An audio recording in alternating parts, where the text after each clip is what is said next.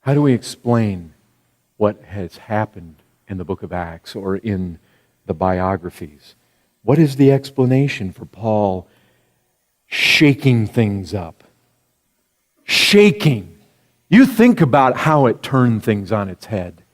You have men and women going to hell, and now they are headed to eternal life. They are headed to glory. You have people who are slaves of sin, now in love with Christ. You have people that are in darkness, now in light. I mean, radical changes. People who went to the synagogue and it was all about their life and their culture and their religion, and now they don't go there anymore. Now they're worshiping Christ. Radical transformations. People in darkness. Pagans. How do we explain all this?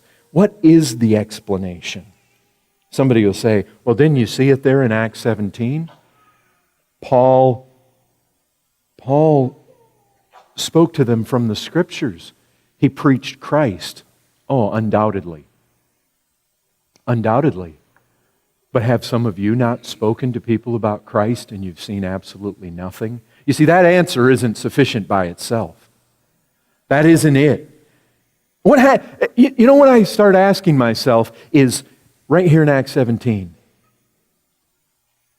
what happened before that? You know what happens before that? Follow the road back up north to Philippi. What happened there? Well, they're singing, they're praying, and what happened? God came. God came and shook the place. Luke wants us to see the facts. And if you follow his facts, God came. The place was shaken. God came. The doors opened. God came. Philippian jailer, wonderfully converted. Go back before that. God came. A demon was cast out. A spirit of divination from this fortune teller. Listen, try to do battle with angels. We have no power. We're helpless. God came, and that's what happened. God came down there by the riverside, and Lydia's heart was moved.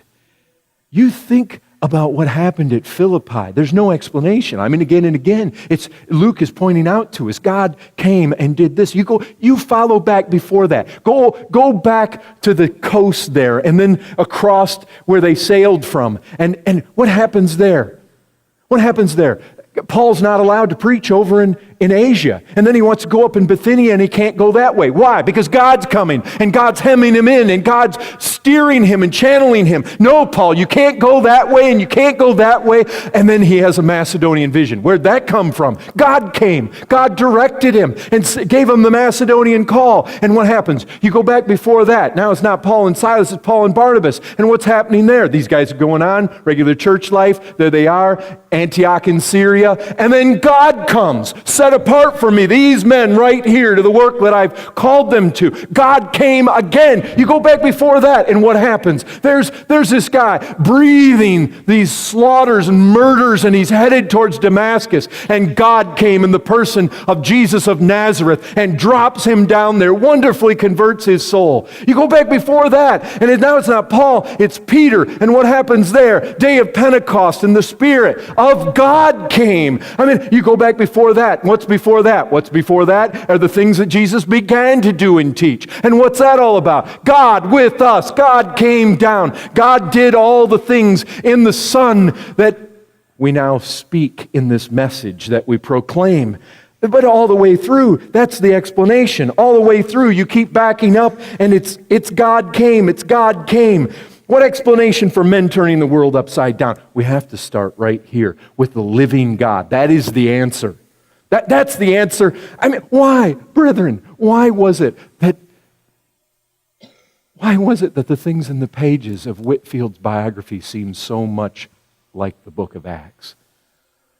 Because they were like the book of Acts. It was like that. God had come. The presence of God was real. God was manifesting himself. God was moving.